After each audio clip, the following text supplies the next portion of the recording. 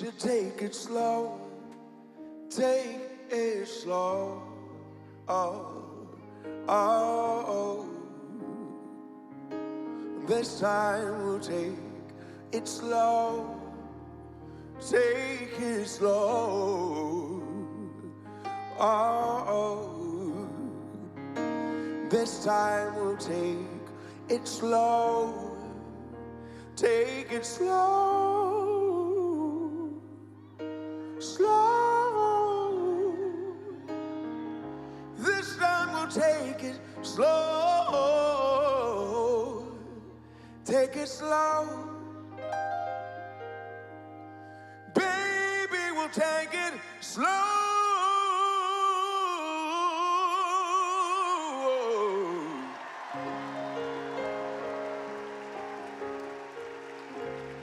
This time we'll take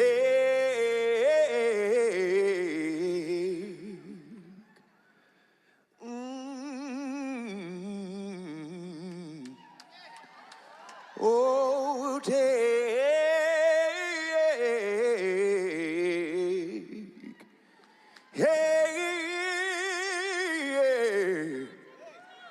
we'll take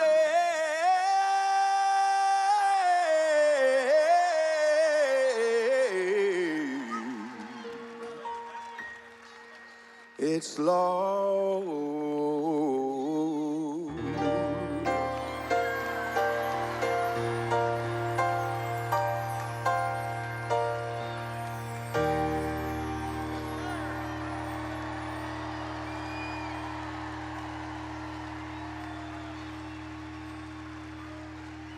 How we doing tonight, Philadelphia?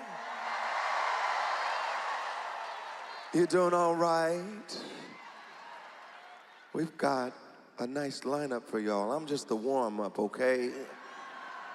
Now, it's so good to be back in the city of brotherly love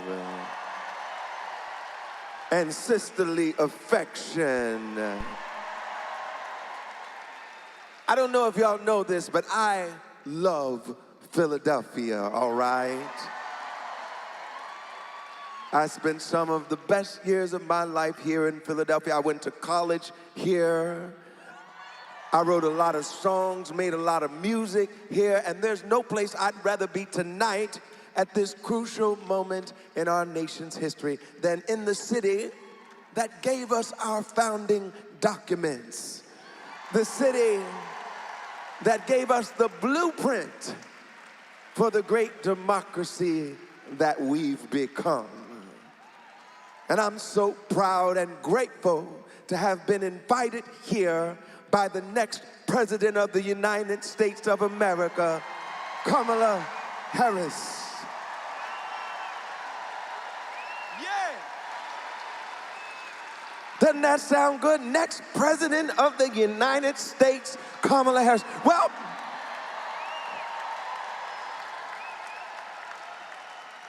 we have just 8 days to make that happen, and we've got a lot of work to do. But like she says, hard work is good work. We face a once-in-a-lifetime, once-in-a-generation opportunity right now, a chance to choose something better, bolder, brighter, to choose progress and healing and joy. Lord, are you ready to feel some joy tonight, Philadelphia?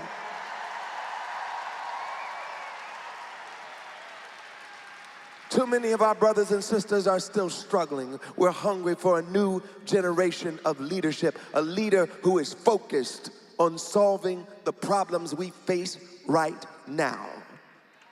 Not focused on the gripes and the divisions and the petty grievances of the past. Well, Philadelphia, I want you to know this. Kamala Harris sees you. She hears you. She's been all over town listening to you.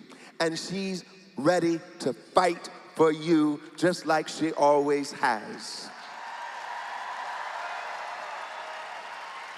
She knows that there's something else fundamental at stake in this election. Freedom is at stake in this election.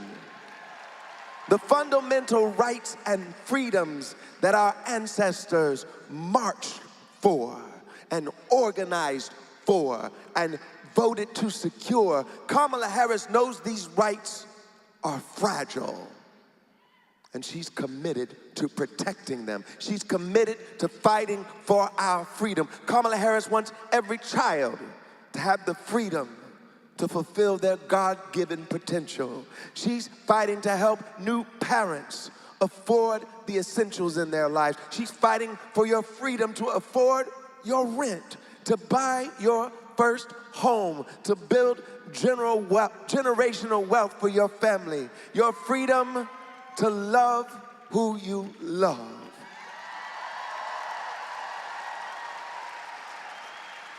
And this issue's close to my heart and to my family's heart.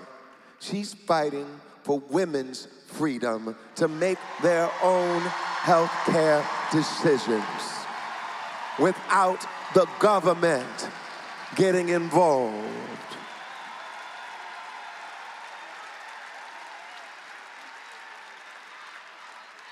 And she wants to make sure we secure the freedom that unlocks all these other freedoms, the freedom to vote.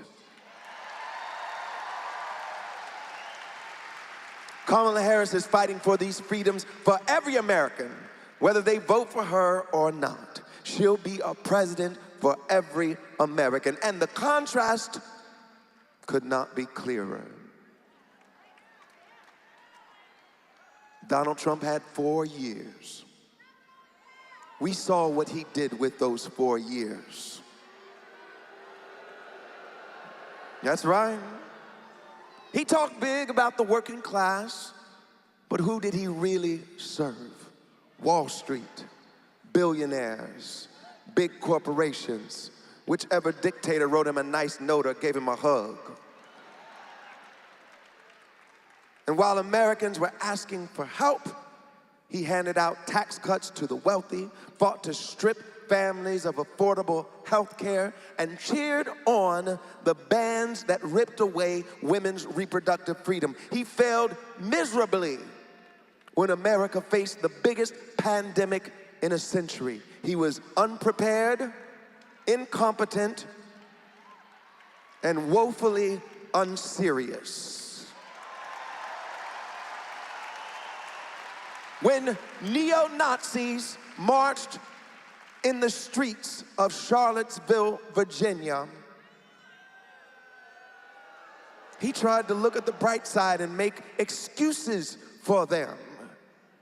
And when America decisively, 7 million votes decisively, fired Donald Trump from his job, he encouraged a mob of his minions who threatened the life of his own vice president and imperiled the peaceful transfer of power for the first time in our nation's history. And even now, as Americans are calling out for leaders who are focused on their problems, he's more focused on crowd sizes.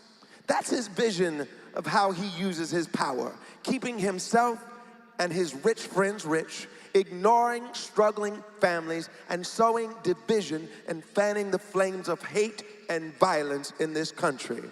Now, if you had the good sense to fire someone who was obviously so terrible at their job, so toxic, so destructive, Philadelphia, there's no way in hell you would rehire that person.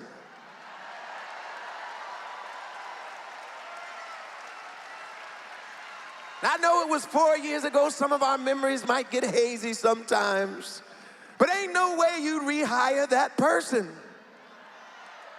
especially when the alternative is so obviously, so clearly a better option.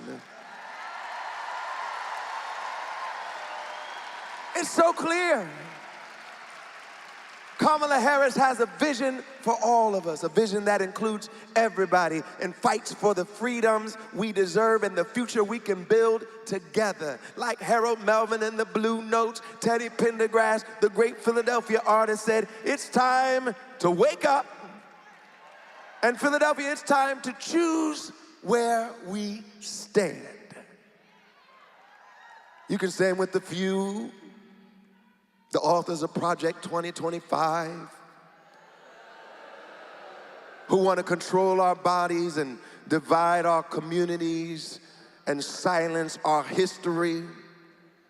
Or you can stand with the many, the ordinary people coming together to reclaim freedom, dignity, and opportunity for everybody. You can stand with a leader like Kamala Harris, who knows what it's like to work hard, to face real struggles. Or you could stand with a career con artist who's far more interested in himself than in you. I know where I'm standing, Philadelphia. I'm ready to turn the page, and I believe you're ready to turn the page too. So we've got some work to do. Let's leave it all on the field. Let's bring it home for Kamala Harris, for Tim Walz, and for Pennsylvania's great Senator Bob Casey. What a dream team. Together, they will fight for your future, for your freedom. Go to iwillvote.com and make a plan to vote today. Get your mail ballot in, don't delay. If you plan to vote early in person, Philadelphia, tomorrow is the last day to vote early in person. Go to City Hall, like they said back here. I believe in all of you, and I believe in a brighter tomorrow. I believe that a change is gonna come, Philadelphia. And I believe we're gonna send Kamala Harris to the White House. I hope you're ready to fight for what you believe in. Are you ready to fight, Philadelphia? Like our future president says, when we fight, when we fight, when we fight, let's win, Philadelphia. One day, when the glory comes, it will be ours, it will be ours. Oh, one day. You want to start over? Let's start over. Make sure we're synced up. We're going to get it right. Here we go. One day, when the glory comes, it will be ours, it will be ours. Oh, one day, when the war is won, we will be sure, we will be sure. Oh, glory, glory, glory. Oh.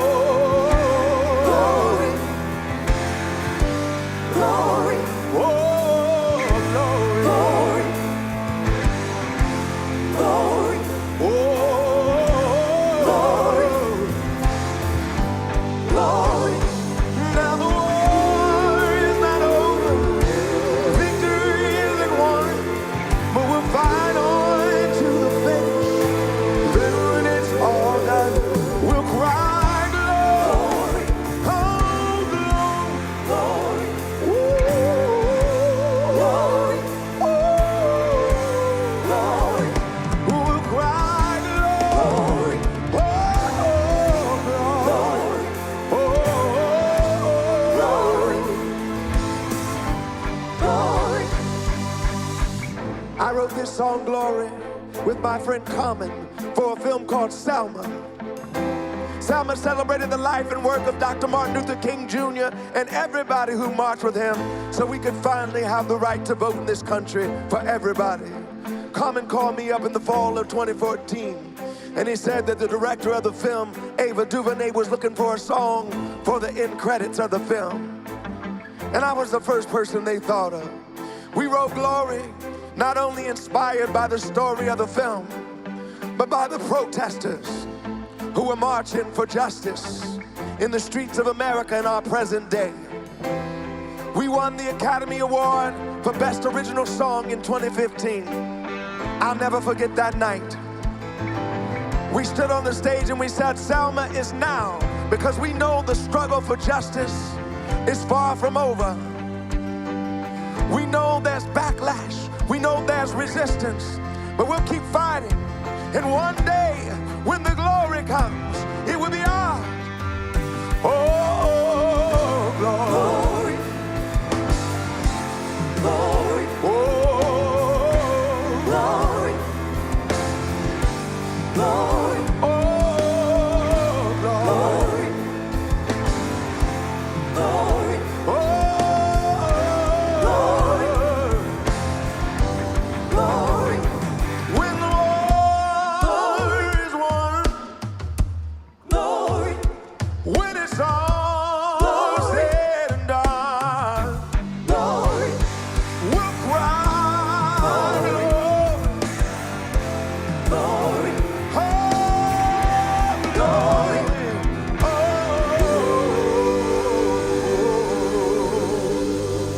Thank you so much. God bless you. Have a great night. Thank you.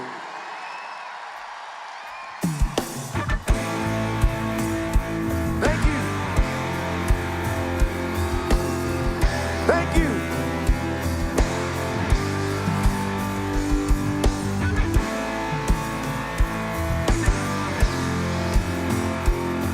Give it up for my band. They're all from Philadelphia. Make some noise for them.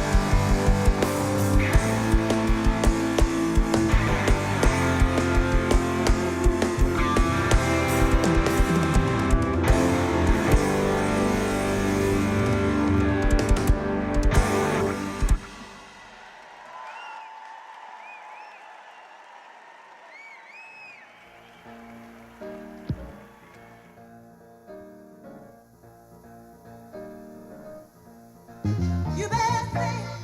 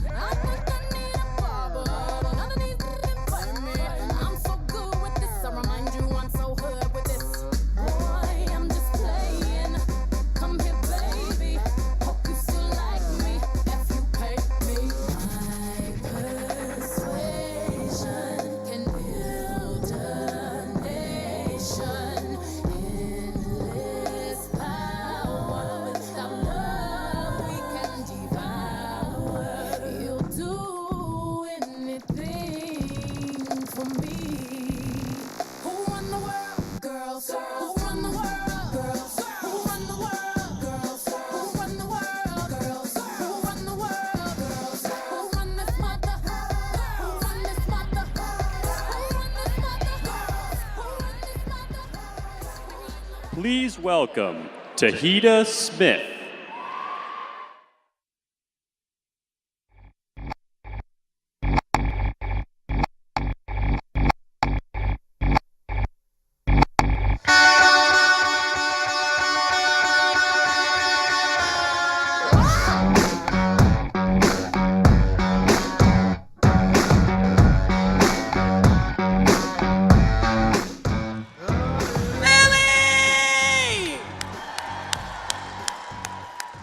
What's going on, Philly? My name is Tahita Smith.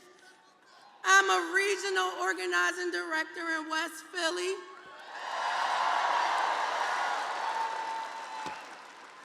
But more importantly, I'm a black woman from Philly, South Philly to be exact.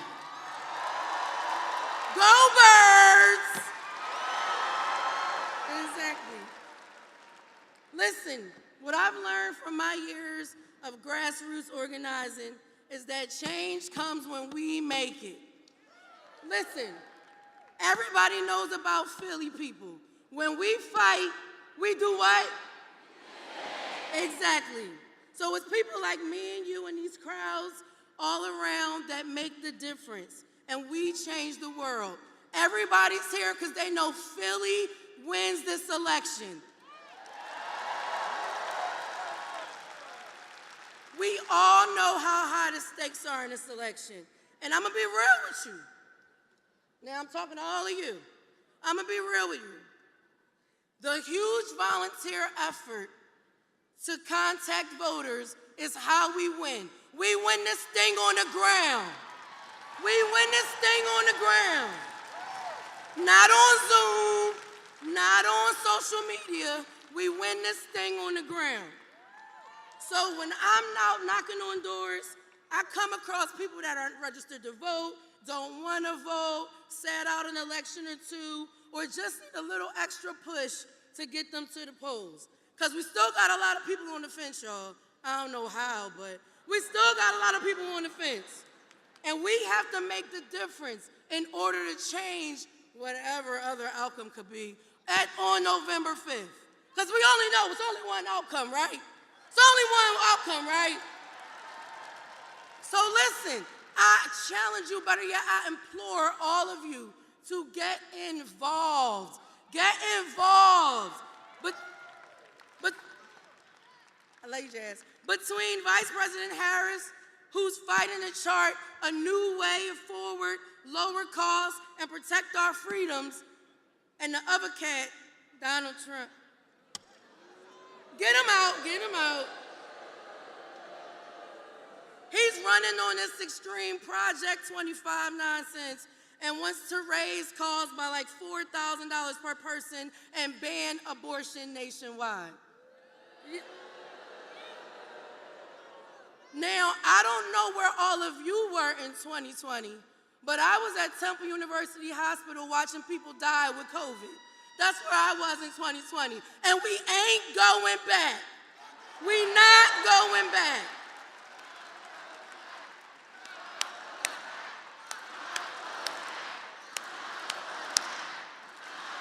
All right. I only got 2 minutes, y'all. It's only my 2-minute claim of fame. We got 8 days. 8 days to win this thing. I don't care what you're doing. Get involved. We do not want to wake up on November 6th and say shoulda, coulda, woulda, because we ain't gonna. We're gonna get involved. We're gonna get on the ground. It's plenty of volunteers in here. We got our Philly cousins who are organizers in the building. They will help you. They will get you signed up. They will get you shifted. We have so many things, the campaign has so many things lined up for the next 8 days. There's no way that we cannot get involved. Phone bank, knocking on doors, coming to an office, just get involved, find an office and get involved. So listen, I'm gonna give you some more dates. All right, if you have a mail-in ballot, drop it. I don't know why you're still holding it. Drop that thing, okay? October 29th is the last day for early voting. That's tomorrow. And Tuesday, November 5th, get to the polls. We need all of you. We need everybody sitting here. You made your way here, you can make your way to a campaign office and get involved, okay? Be a Broad Street bully and go get involved on this campaign. Okay, with all that being said, it is now my incredible honor to introduce one of those Democrats who has been fighting for working families across Pennsylvania each and every day. Someone who is focused on leveling the playing field so we can all get ahead. And who has been a tireless champion for us in the United States Senate, and that's why we need to re-elect him this November. Please join me in welcoming Senator Bob Casey.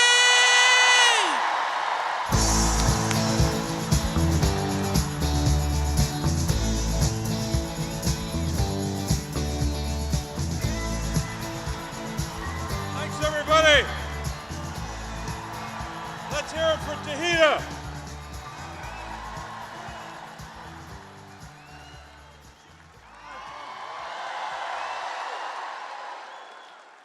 I got one question for this crowd. Just want to think about this question for a second. Are you ready to win for Kamala Harris and Tim Walz? Are you ready to win this Senate race? Now, I know we got a lot of folks from Philly. How many people here from the city of Philadelphia? Now, I'm going to do this by geography from right to left. Bucks County, Montgomery County, Chester County, Delaware County. Anybody here from Scranton? We'll get to all the other counties later, but I want to thank you all for being here tonight. We want to thank President Obama for being here with us tonight. The president who made it possible for us to pass into law the Affordable Care Act,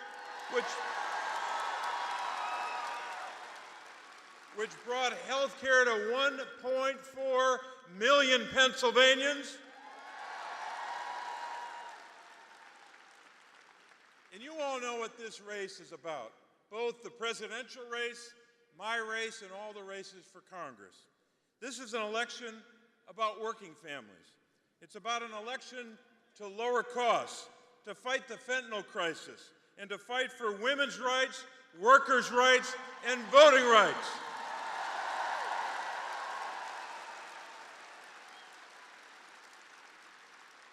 Now, I want to spend a couple minutes, sorry about this, I want to talk about my opponent for a couple minutes. You might know him. He's a former hedge fund CEO. He's got a little money. He's worth a couple $100 million. And while I was delivering for the people of Pennsylvania, delivering for our families, investing in our schools and our communities, he was running this hedge fund and delivering for China. That's what he was doing. He started this campaign lying about living in Pennsylvania. He was living in Connecticut. The Associated Press told us that. Not that I remember the date, but it was August 14th, 2023. Just read it, take a look at it. He didn't vote in Pennsylvania for 15 years. He even told stories about how he grew up. He said he came from nothing. At one point he said he was a farmer, and he was a hedge fund CEO. So he doesn't understand our Commonwealth, and he doesn't understand the people of our state that make Pennsylvania what it is. So, while all of you were working with us on greedflation, going after big companies that are ripping off families on food and household items, price gouging, I introduced legislation to go after these big companies for gouging families. You know who opposed that bill? My opponent. He's wrong about that. We should go after those companies and hold them accountable. So, you know where he is. He's on the side of big corporations and billionaires. He's already promised them that he's going to vote for their tax cuts for those big companies and billionaires that I've already voted against. And I've told them if they try to increase taxes on working families to give a tax cut to billionaires and big corporations, I'm voting against them.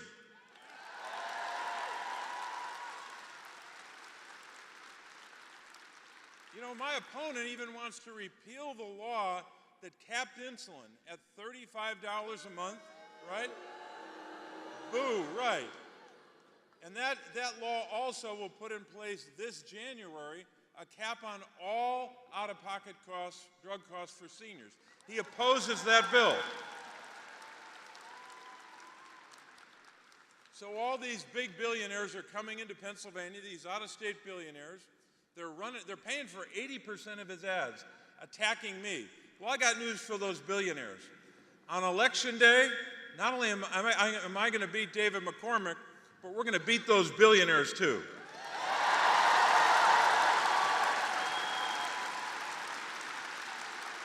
So I think it's pretty clear the people of our state can't trust my opponent to be for families, can't trust my opponent to stand up for seniors, and certainly can't trust my opponent to stand up for women's reproductive rights. You know what he said. You know what he said when Roe v. Wade was overturned. Here's what he said. He said that quote made him very, very happy. I don't believe our daughters should have fewer rights than their mothers or their grandmothers. Right? So we got some work to do. We've got to keep working like you all are. So many people here, every one of you, is doing something already. You're here tonight. Some of you are knocking on doors, most of you are, writing postcards, making phone calls, contributing to this campaign and to Kamala Harris's campaign. So we got some work to do. And I know you've already done work, not just for days or weeks, but for months. But I have to ask you, are you ready to keep working these next 8 days to elect Kamala Harris and Tim Walz? I know you're ready, and I know you won't slow down.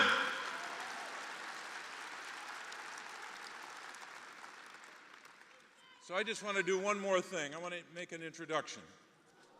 Let me start by saying, I think we can all agree that the last 25 years in America have been tough years for our country.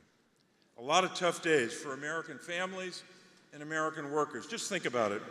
2 economic downturns that led to terrible job loss just in the last 25 years.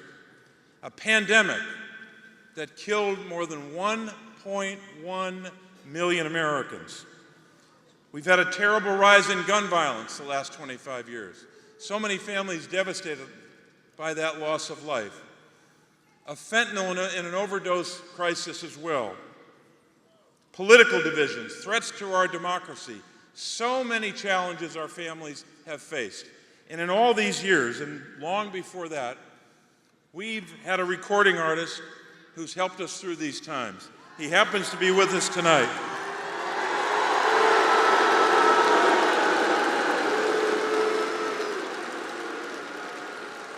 For those watching on television, that was Bruce.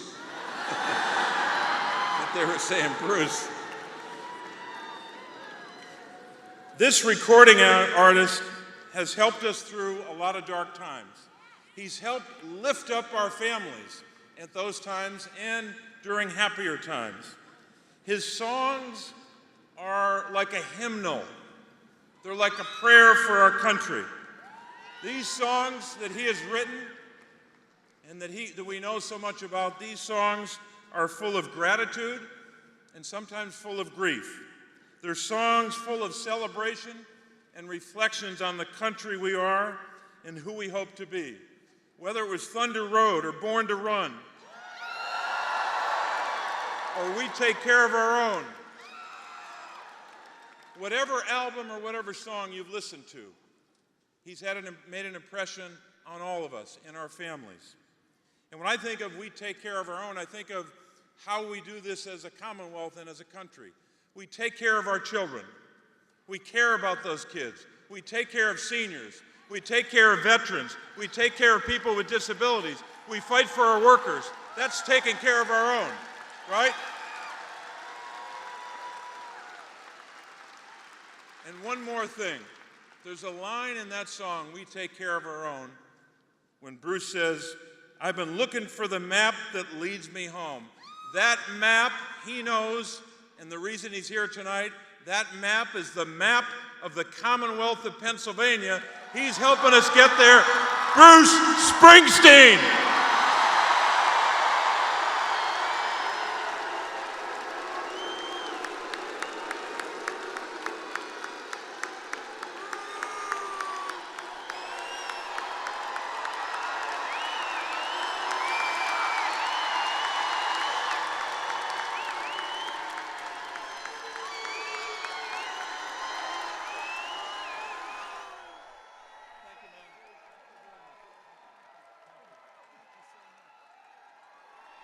Thank you, Senator Casey. Hello, Philadelphia. All right.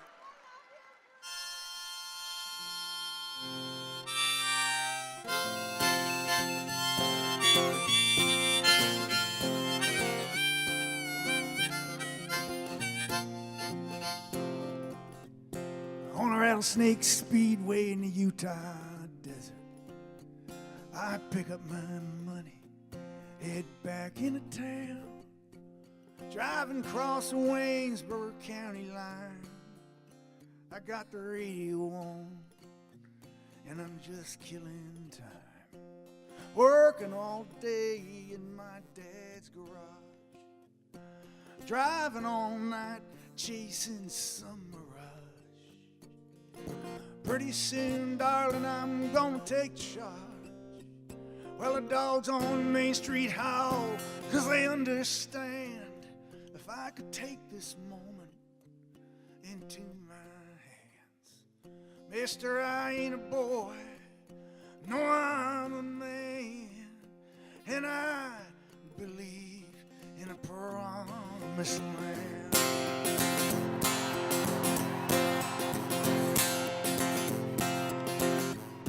I've done my best now to live the right way.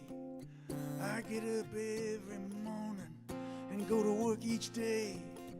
But your eyes go blind and your blood runs cold. Sometimes I feel so weak, I just want to explode. Explode and tear this whole town apart. Take a knife and cut this pain from my heart. Find somebody itching for something to start. Well, the dogs on Main Street howl, 'cause they understand. If I could take this moment into my hands. Mister, I ain't a boy, no, I'm a man. And I believe in a promised land.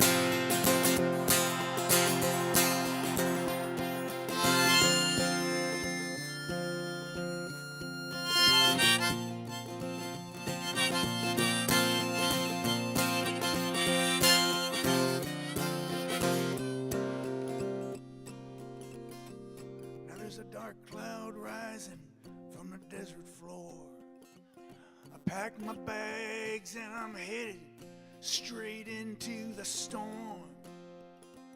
There's gonna be a twister to blow everything down that ain't got the faith to stand its ground. Blow away the dreams that tear you apart. Blow away the dreams that break your heart. Blow away the lies that leave you nothing but lost and broken hearted.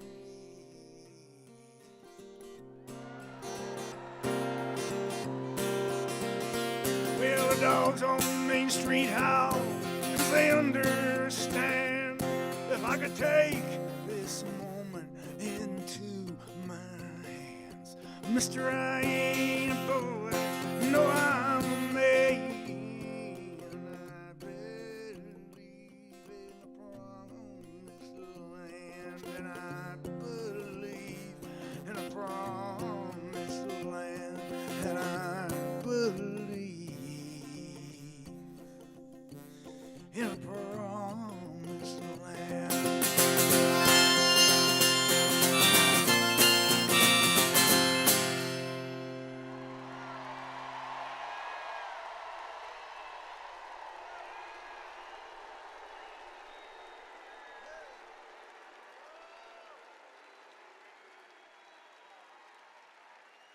Thank you, Philly. I'm Bruce Springsteen, and I'm here today to support Kamala Harris and Tim Walz, and to oppose Donald Trump and J.D. Vance. Here's why. I want a president who reveres the Constitution, who does not threaten but wants to protect and guide our great democracy, who believes in the rule of law and the peaceful transfer of power,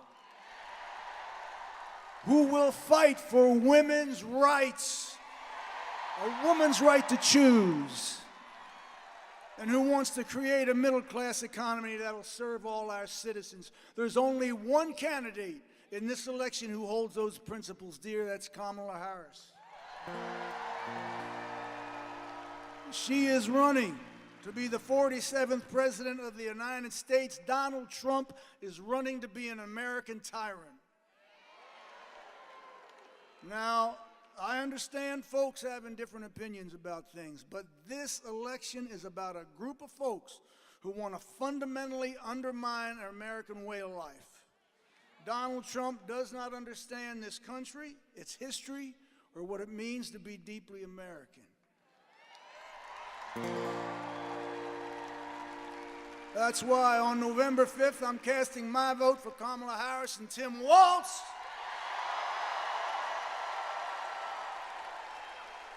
And I urge all of you who believe in the American way to join me. Thank you. This is Land of Hope and Dreams.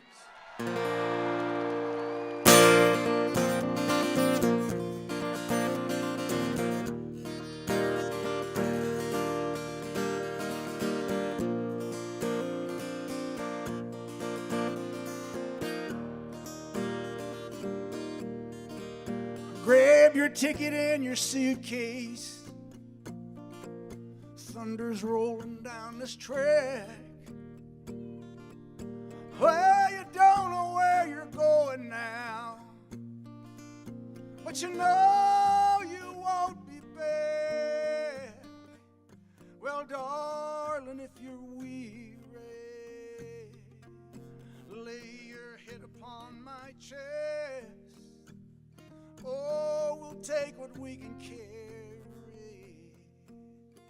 yeah, and we'll leave the rest. Well, big wheels roll through fields where sunlight streams. Oh, meet me in a land of hope and dreams.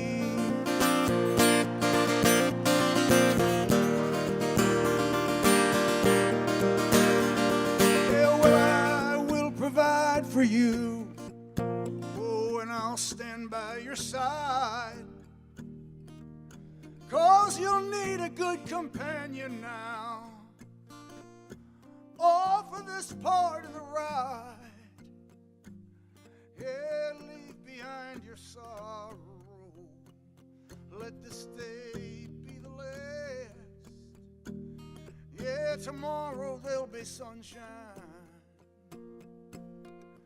and all this darkness past.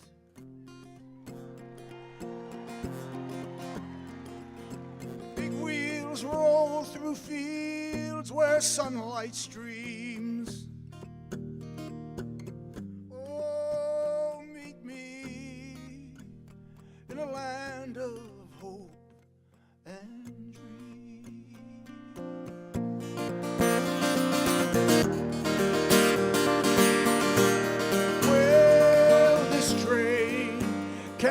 saints and sinners. Oh, this train carries losers and winners. This train carries hard gamblers. Oh, this train carries lost souls.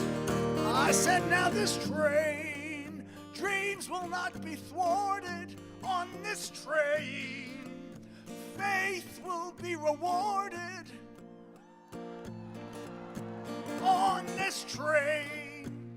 Hear the steel wheels singing on this train. Bells of freedom ringing.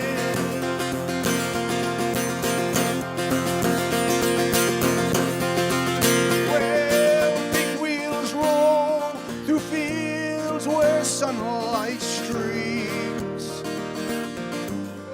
Oh, meet me in a land of hope and dream. Oh, meet me in a land of hope and dream.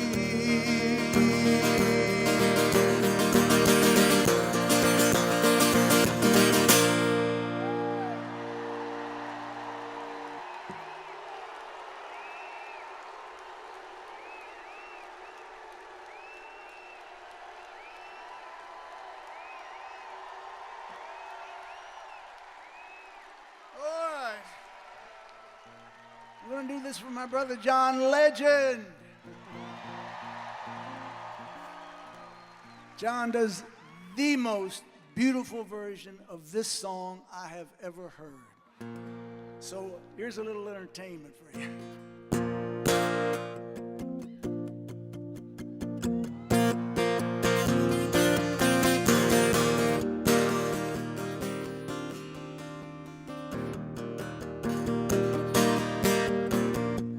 Get up in the evening, I ain't got nothing to say. Come home in the morning, I go to bed feeling the same way. I ain't nothing but tired. Man, I'm just tired and bored with myself. Hey there, baby, I could use just a little help. Can't start a fire. You can't start a fire without a spark. This gun's for hire. Even if we're dancing in the dark.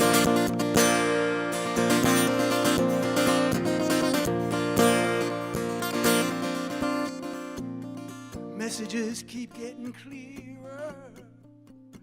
Radio's on and I'm moving around the place. Check my look in the mirror. Wanna change my clothes, my hair, my face. Man, I ain't getting nowhere. Oh, just living in a dump like this. There's something happening somewhere. I just know this. You can't start a fire. Can't start a fire without a spark. This gun's for hire. Even if we're dancing in the dark. Oh, sit around getting older.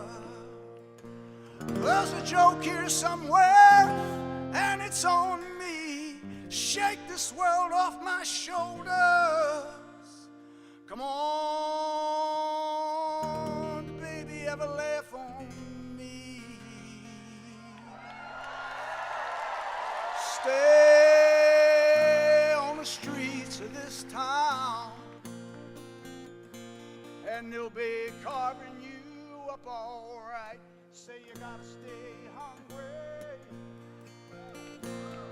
Well, I'm just about starving tonight. I'm dying for some action. Sick of sitting around here trying to write this book. I need a love reaction.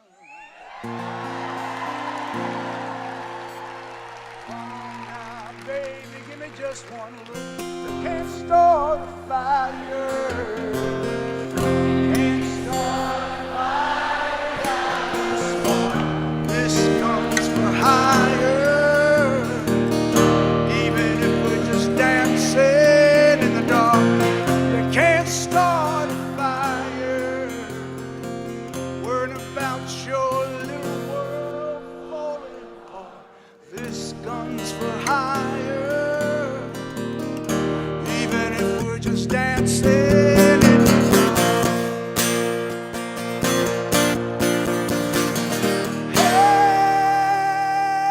Hey, baby, let's vote for Kamala Harris and Tim Walz. November 5th, I'll see you on higher ground.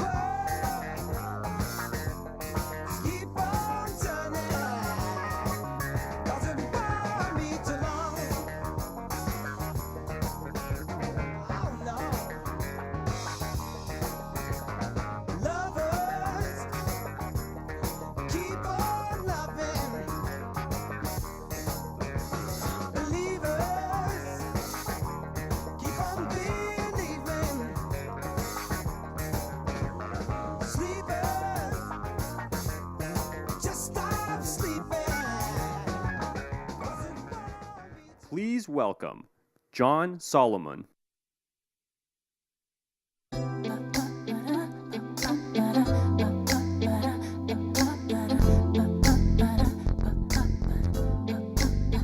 Bring the beat in.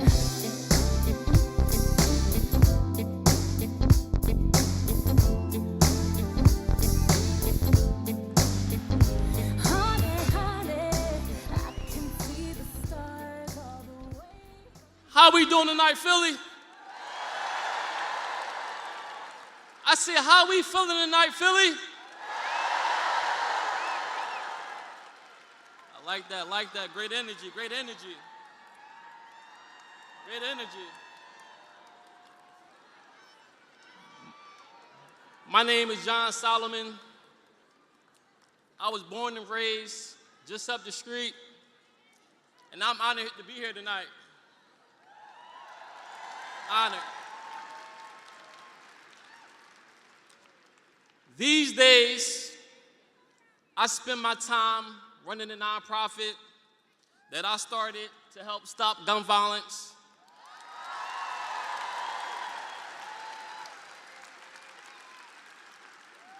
Right here in the city of Philadelphia, and help our communities get ahead.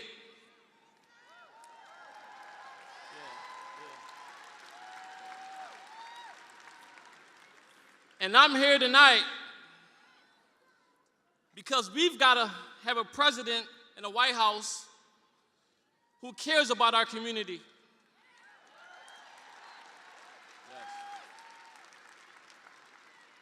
A president that cares about this city.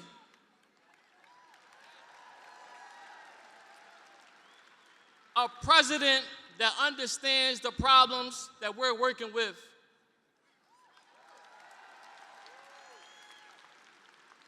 And a president who will spend their time fighting for families, not fighting to help themselves.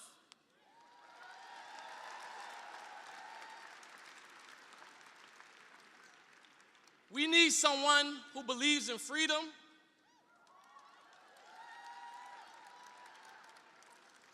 who believes that our best days are still to come,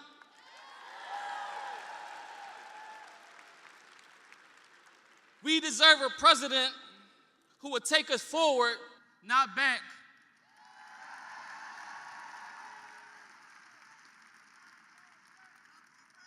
And Philly, there's no question about it, that person is Kamala Harris.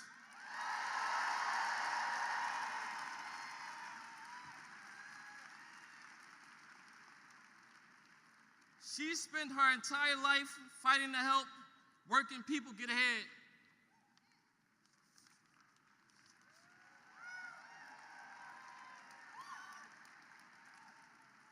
Compare that to the other guy.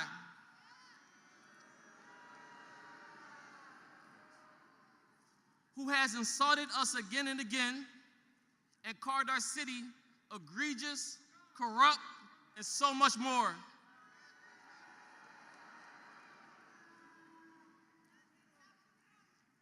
The truth is, Trump doesn't care about us. He never has, and he never will.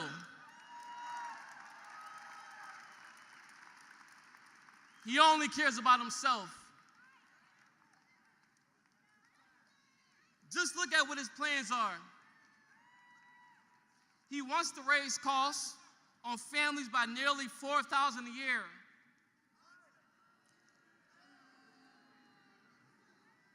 He rolled back even more of our hard-won freedoms with his Project Agenda 2025. Trump wants to divide us. But guess what, Philly? We are not going back.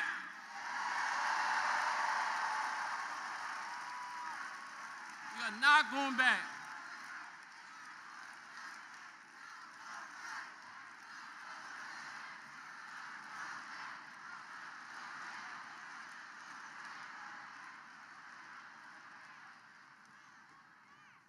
It's time to turn the page on Trump and his chaos and division.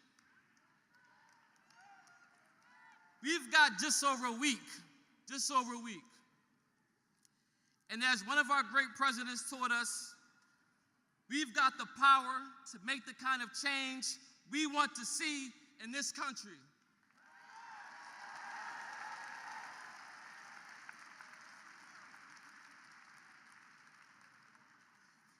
You know, guys like me too often feel like our voices don't matter. But I stand here today as a little black kid from North Philadelphia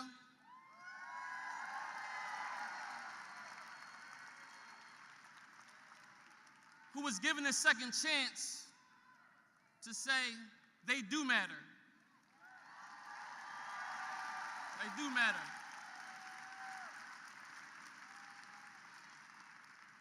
And when we use them, we can change the world.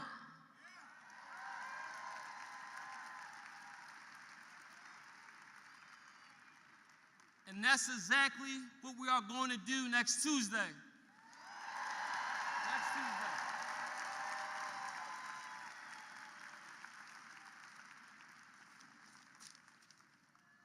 Now,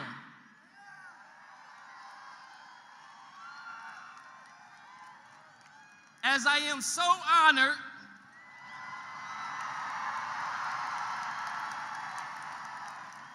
to introduce the man Pennsylvania helped elect in 2008,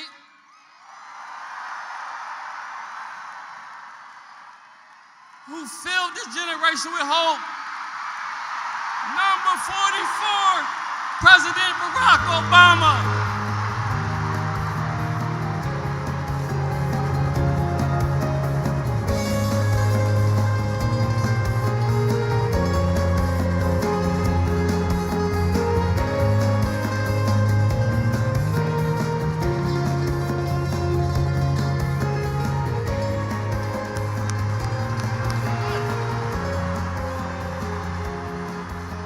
Hello, Philly. It's good to be back. Are you fired up? Are you ready to go? All right. It is good to be back in Pennsylvania, good to be back in Philadelphia. Give it up for John and his outstanding introduction. Yeah, it's good to be back. Y'all in a good mood. The Eagles looked good yesterday.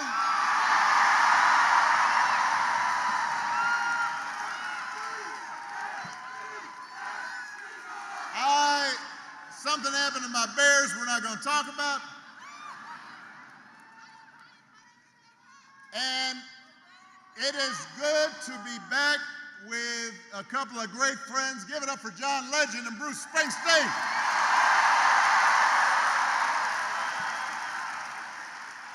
There's a reason why those guys are headliners. They are tough acts to follow.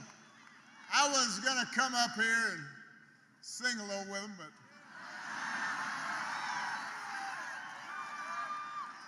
you know, you don't want to do this too often. You know, people might start taking me for granted. Despite how hard it is to follow them, I'm going to do my best because I am here for a very important reason. To ask you to vote for your next Auditor General, Malcolm Kenyatta. For your next Attorney General, Eugene DePascale. For your next State Treasurer, Aaron McClellan. For the Speaker of the Pennsylvania House, Joanna McClinton. And for my dear friend and your outstanding United States Senator, Mr. Bob Casey. And for the next President of the United States, Kamala Harris. Come on.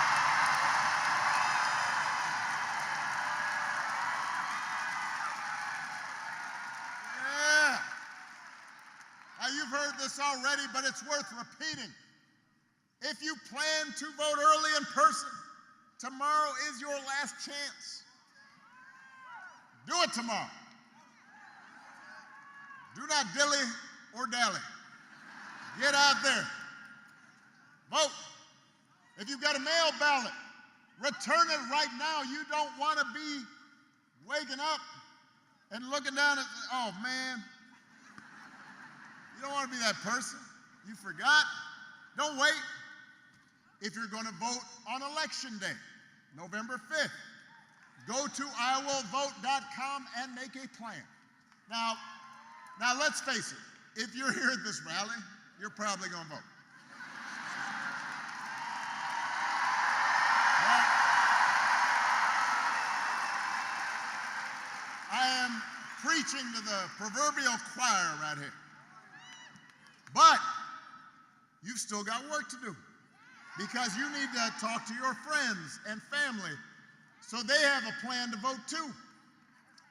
Because together we have a chance to choose a new generation of leadership in this country and start building a better and stronger and fairer and more hopeful America.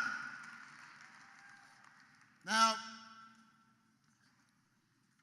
we know this election is going to be tight. It shouldn't be, but it will be, because a lot of Americans are still struggling. I mean, we have been through a lot over the last few years. A historic pandemic that wreaked havoc on communities and businesses. And then disruptions from the pandemic caused price hikes. And that put a strain on family budgets. And people started feeling like no matter how hard they worked, they were just treading water. So I get why people might want to shake things up. I understand that. What I cannot understand is why anyone would think that Donald Trump will shake things up in a way that is good for you. Because there is absolutely no evidence that this man thinks about anybody but himself.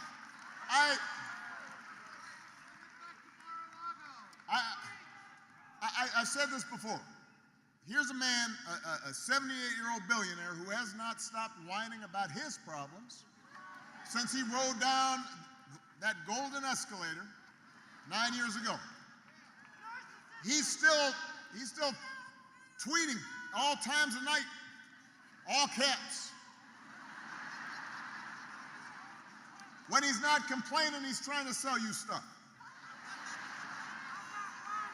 Trying to sell you gold sneakers. Trying to sell you a $100,000 watch. Says it's a Swiss watch. They can't find where in Switzerland it's actually made. But he wants to sell you a Trump Bible. Do not boo, vote. Remember that. I want everybody to understand, nobody can hear your boos, but they can hear your vote.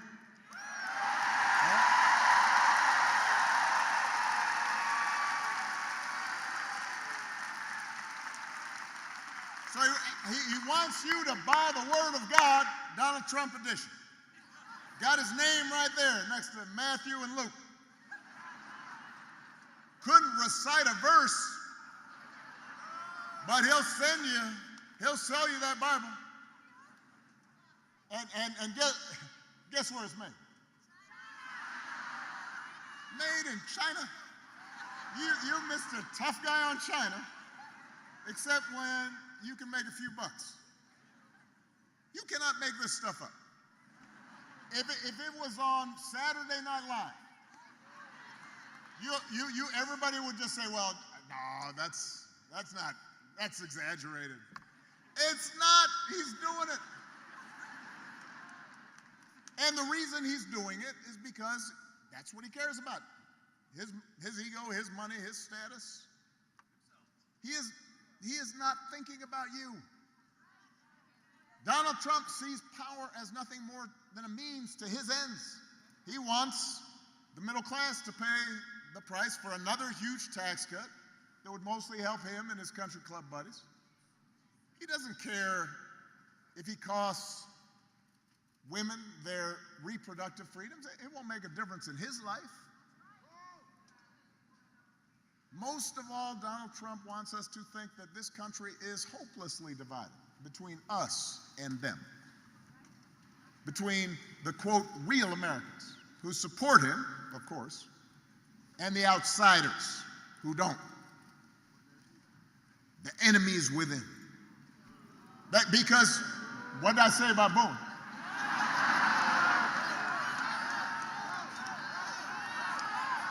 Vote!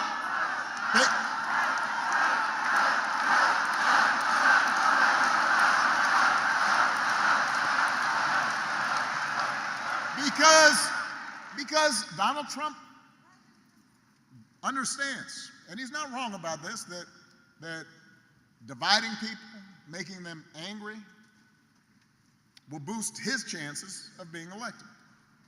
It's not good for the country, but it might improve his odds. We saw it last night. I know nobody's going to boo now. All you're going to do is vote. Hold on a second. So the man holds this big rally at Madison Square Garden. And the warm-up speakers were saying we're trotting out and peddling the most racist, sexist, bigoted stereotypes. One guy called Puerto Rico, quote, an island of garbage. Now, these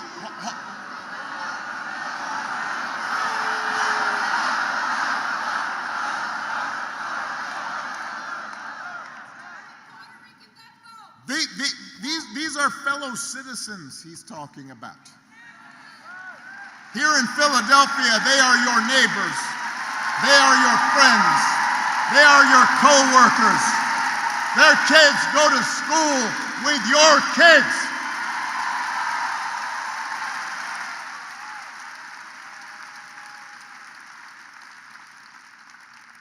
These are Americans. They're people. And that is the reason why this election should not be close. It should be clear. Here's a good rule. If somebody does not respect you,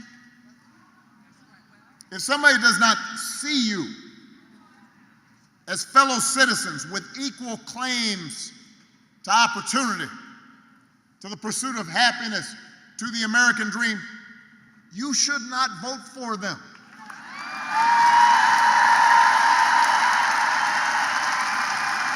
You should not expect them to make your life better.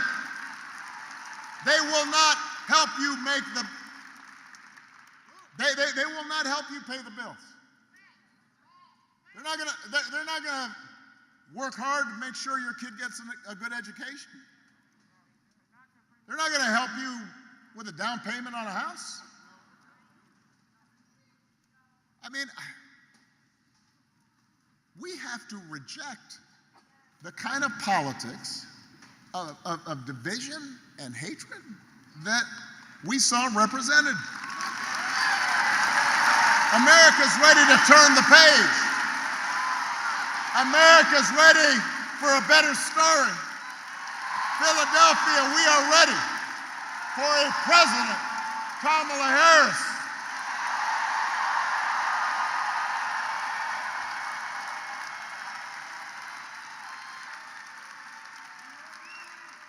And the good news is Kamala Harris is ready for the job.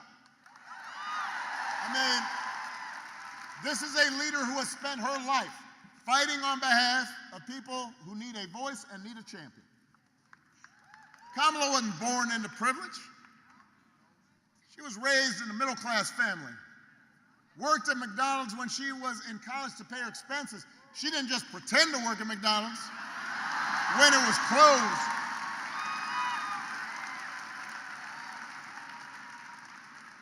She actually cares what people are going through. As the oldest child, she saw how the world would sometimes treat her mom. Single mother, 5-foot-tall brown woman with an accent. And she'd watch how her mom never lost her cool. She'd call Kamala and her baby sister over and say, "Don't complain about injustice. Do something about it." And that's what Kamala did.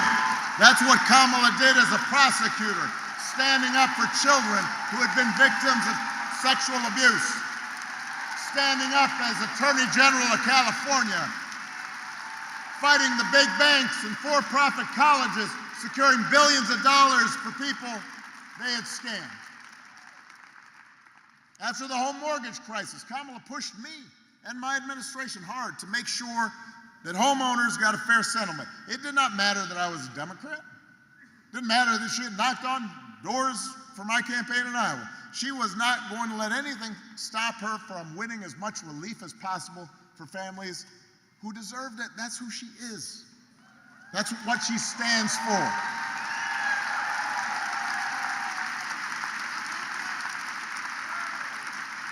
You may not agree with every decision she makes. You didn't agree with every decision I made. You didn't.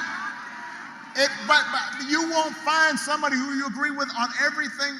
Here's one thing you have to think about, and that you can count on with Kamala. If you elect Kamala Harris, she will see you. She will hear you. She will have your back every single day. She knows what it's like to struggle and to work hard and to be on the outside looking in. And she'll have an outstanding partner in Governor Tim Walz. I love that dude. I mean, he's a veteran, he's a teacher, he's a coach. He's a marksman, a hunter, been a great governor. I found out a while back, he can even take a vintage truck apart and then put it back together again. Which made me wonder, do you think Donald Trump can do that? For that matter, do you think Donald Trump has ever changed a flat tire in his life? No. If he's got a flat tire, he calls over his chauffeur. Jeeves, change that tire.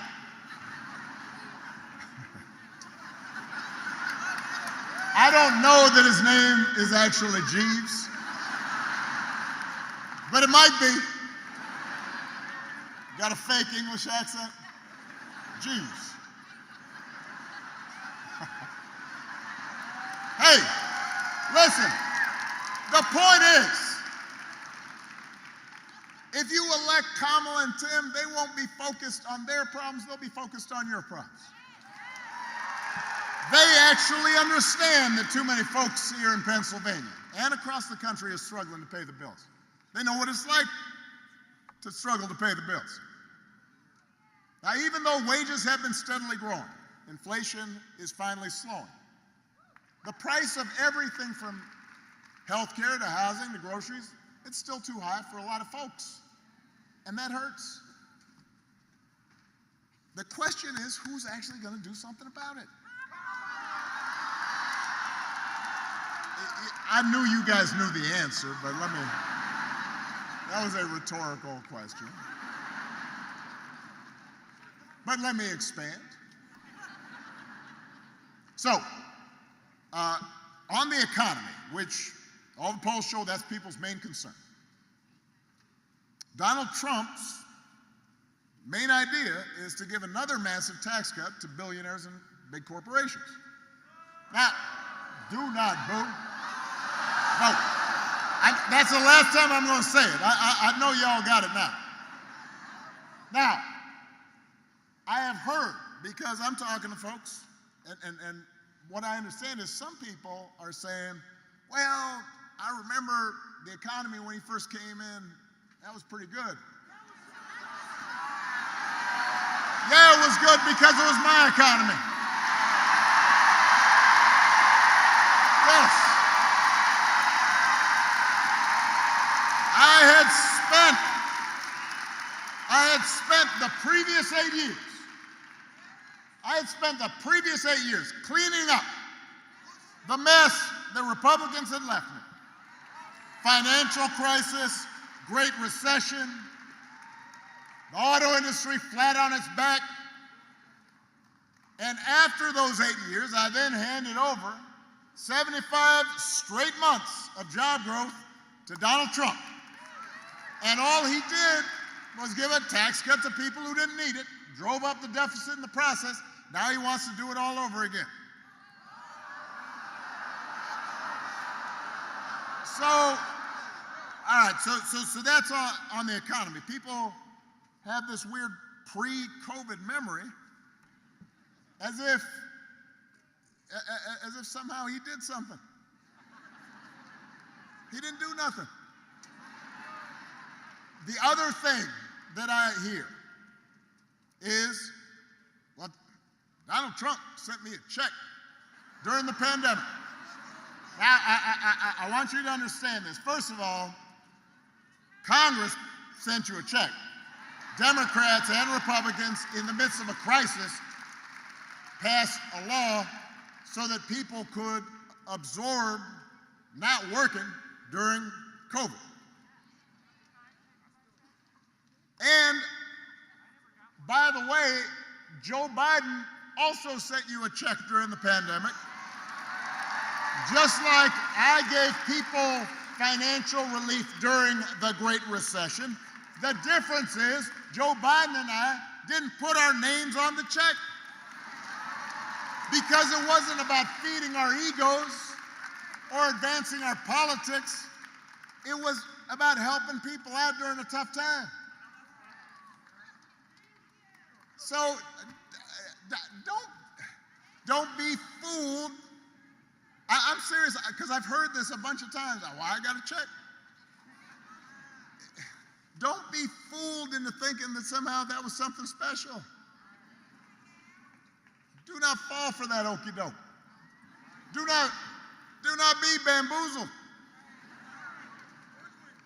Don't be hoodwinked. And don't get fooled when he talks about health care either. If you ask Donald Trump, what's his idea to make health care more affordable, he's got one answer, which is, well, we're going to replace Obamacare, Affordable Care Act. He's not actually sure why it should be replaced, except for the fact that I did it. I have space in his head. But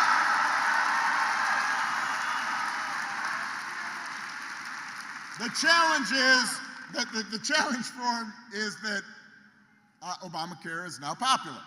Almost 50 million people have gotten health care because of it that didn't have it before. So, a couple of weeks ago, his running mate on a debate stage had the nerve, had the chutzpah to say Donald Trump, quote, salvaged the Affordable Care Act. That is not correct. Donald Trump spent his entire presidency trying to tear it down, and he couldn't even do that right.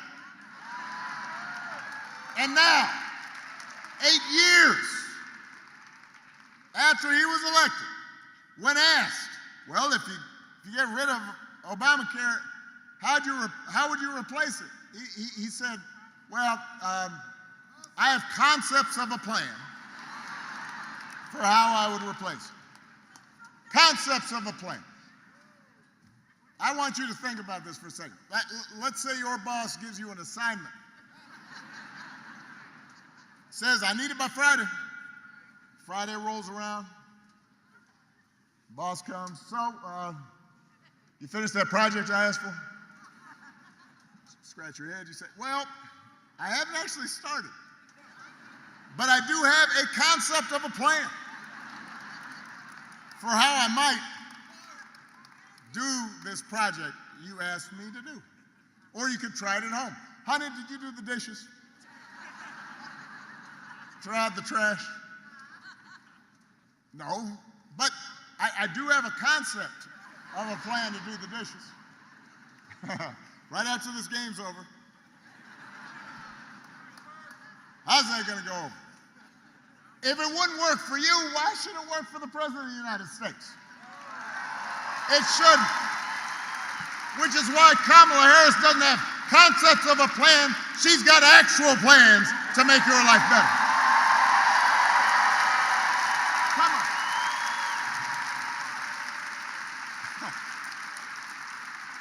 Concepts of a plan. Kamala's has plans. to go after corporations that unfairly jack up prices. She has plans to make it easier for you to build and buy a home. She's got plans to limit out-of-pocket health care costs. She's got a plan to give a tax cut to 100 million middle-class and working Americans. And if Congress passes a bill to restore the reproductive freedom that women had for nearly 50 years, the freedom that Donald Trump bragged about taking away, Kamala Harris will sign it into law.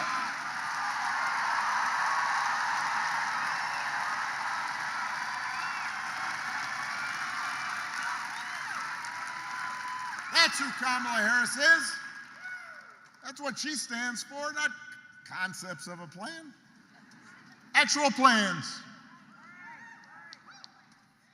Now, if you challenge Trump on his concepts, you say, well, those don't make sense. That's not well thought out. That's impractical. I don't understand that word salad you just issued. He will fall back on one answer: blame immigrants. He wants you to believe that if you reelect him and let him round up whoever he wants, ship him out, detain him, all your problems will be solved. Now, well, this has traction among a bunch of voters, so I want to talk about this for a second. I want everybody to understand this. We have a real issue at our borders. We are a nation of immigrants. But, so somewhere in your family, somebody came from somebody else. Right? It came from someplace else. We are a nation of immigrants. But we're also a nation of laws. And we have to make sure the system works the way it's supposed to, that it's orderly, that it's safe, that it's fair.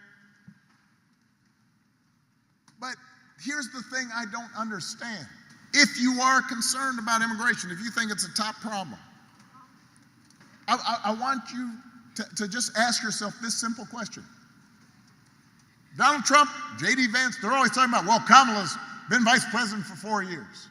You know, so she has to take responsibility for all that, even though she wasn't actually president. Well, wasn't Donald Trump president for 4 years? Somehow that's conveniently forgotten. But I haven't forgotten. If rounding up and deporting millions of people, many of them women and children, if rounding up millions of desperate people is the answer to everything, why is it that the number of undocumented immigrants was basically the same when Trump left office as when he took office?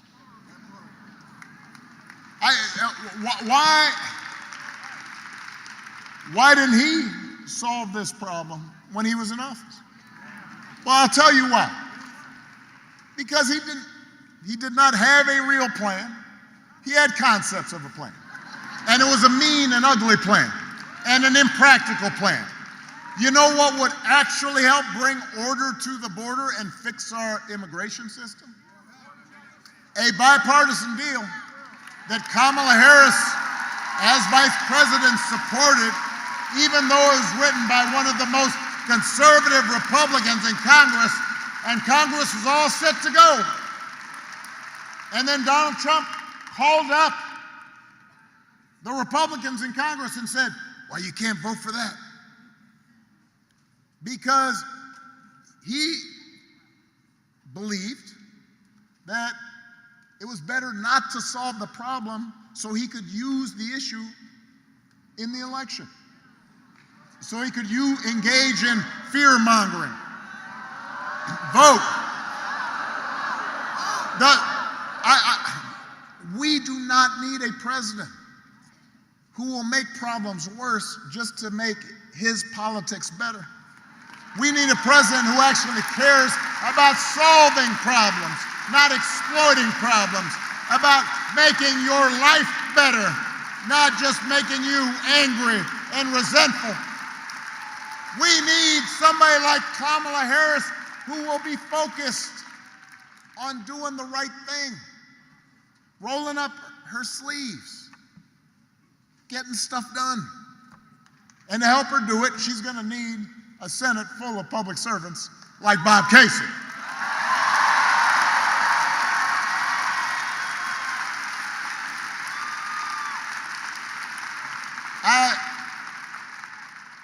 I have known Bob for almost 20 years. I know his wife. I have watched his gorgeous daughters grow up. Now he's a grandpa. Although his grandson, the little guy, wouldn't give me a fist bump in the photo line. He was feeling kind of shy. I was like, oh man, next time, just let me hanging. I can tell you this. I love this entire family, and I can tell you, there is nobody who is more humble, more honest, more rooted in his community, more dedicated to this great state than Bob Casey. All the guy cares about is doing the job and looking after the people he was elected to serve. And that's the kind of person we need to send back to Washington. We need public servants like that. He's the kind of person who's going to help Kamala get stuff done. Leaders who share our values and will move this country forward. Now, in these closing days, because remember, y'all are the choir here. But we need to reach the unconvinced. And when we talk to people, I think it is super important for us to be respectful and to listen, not just talk, and understand where folks are coming from, and recognize not everybody's going to have the exact same perspective as we do.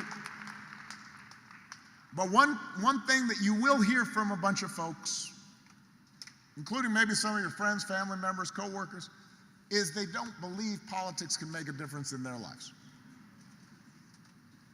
You know, they just think politics is nasty and it's frustrating, and with so much crazy swirling around. I understand why people would just say, you know what, that's just not for me. It has no impact on me. Doesn't matter who's in charge. And that's why whenever I talk to people who are frustrated or disillusioned or cynical about politics, I don't try to sell them the moon. I'm honest with them. Politics is not going to solve all your problems. It won't. Whoever's in there as president, it's not going to change everything. It's not going to eliminate poverty. No matter how well-meaning a president might be, it's not going to get rid of all racism. You'll still get frustrated with your boss. Your kids, especially if they're teenagers, they'll still act up. People you love may still get sick. Politics is not a cure-all.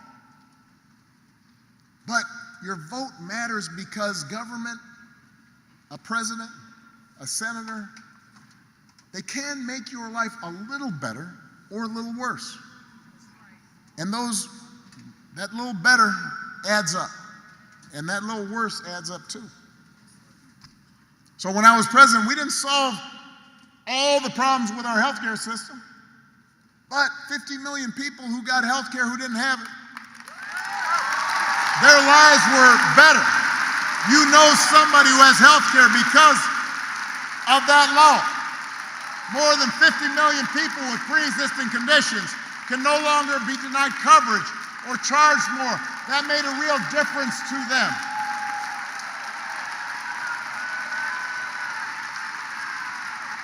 The Biden-Harris administration making insulin, capping it at $35, making prescription drug prices cheaper. That helped somebody. It made their lives a little better.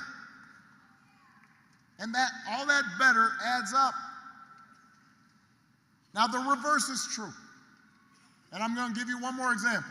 When I was president, we put together an entire playbook for how to deal with the pandemic. We had dealt already with H1N1 right at the first year of my term. We dealt with Ebola in my second term. And so we said, you know what? Scientists are telling us that eventually there's going to be a serious airborne pandemic. Let's put together a plan. And we gathered all the experts. We put together a playbook. We had all of our agencies come together. Let's practice the same way we do with natural disasters. If this happens, what are we going to do with schools? What are we going to do with coordinating with public health programs at the state level? How do we accelerate vaccination? We had all this all set up. And so I presented it just like I did those 75 straight months of job growth to Donald Trump. I said, here you go. And apparently, that was dumped in the trash. 3 years later, a pandemic hits. Now, I want to be fair about this. No matter who was president, this pandemic was going to be a massive crisis. People were going to get sick. People were going to die. There were going to be businesses shut down, travel restrictions. I mean, this was a once in 100 years pandemic.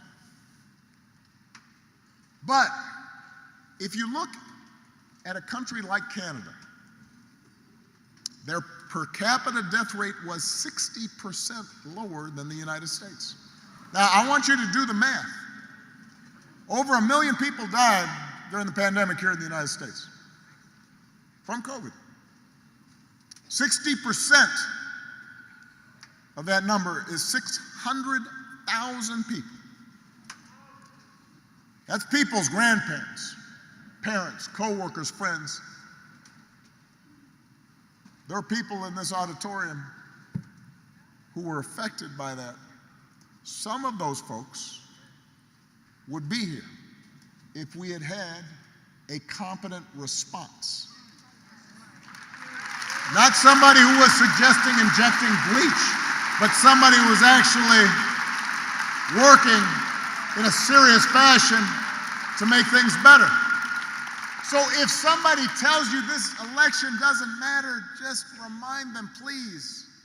It makes a difference when you've got a leader who sees you and cares about you and is serious and honest. It will affect your life. You may not see it right away, but it will. And if that's not enough, then also please remind them that any election is about more than just policies. It's also about values. It's also about character. Some of you know that when I was growing up, I didn't have a father in the house. But I did have people around me. Stepfather, grandparents, teachers, coaches, most of all my mom, who taught me the difference between right and wrong, who showed me what it meant to be honest and to be responsible and to work hard and to treat other people the way I wanted to be treated. And I did not always live up to those values when I was a teenager. I partied a little too much. But over time, I internalized them, and I tried to live up to them. And I suspect most of you grew up the same way.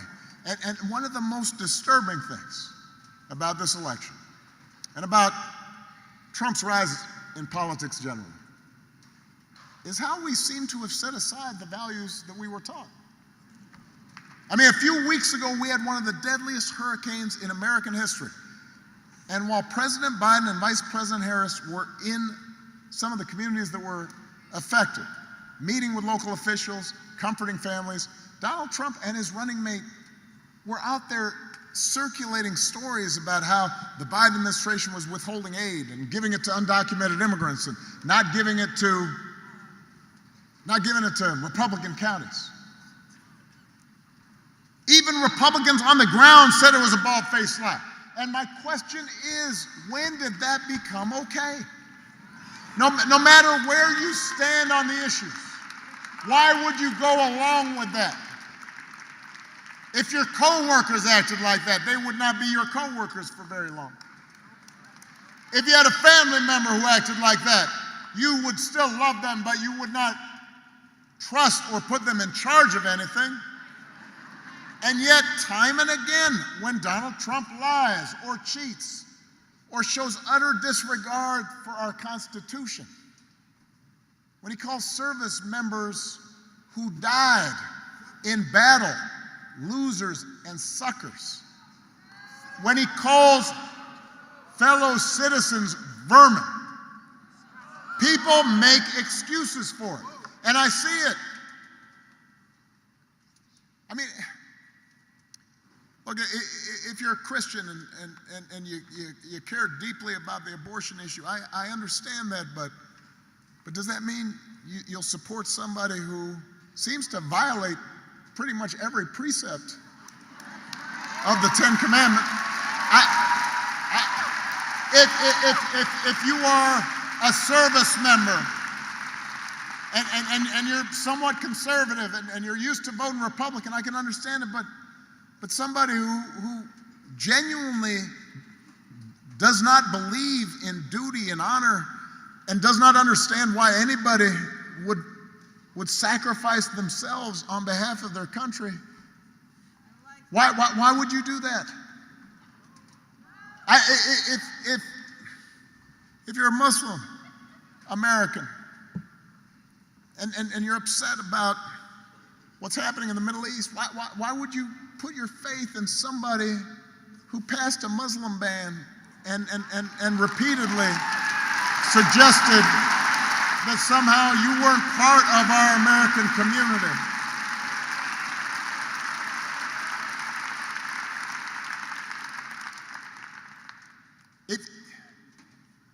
If you're an African American or Latino, if you're from Puerto Rico and you see somebody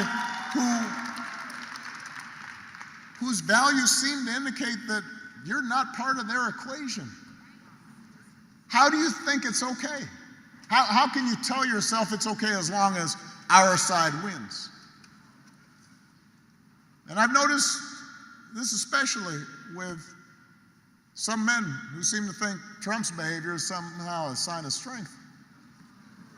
You know, sort of the macho, fake macho thing, and you know,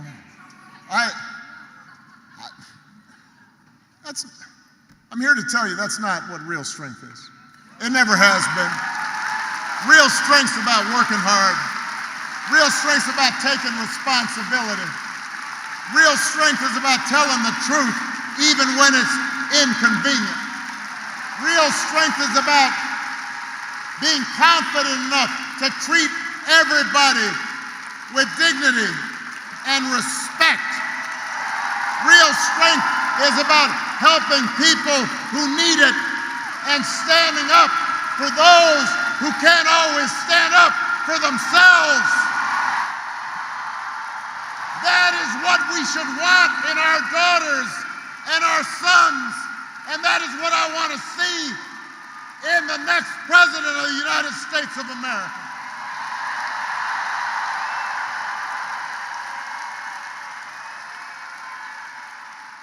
And the good news is that you have candidates to vote for in this election who demonstrate that kind of character, who know what real strength looks like, who will set a good example and do the right thing and leave this country better than they found it.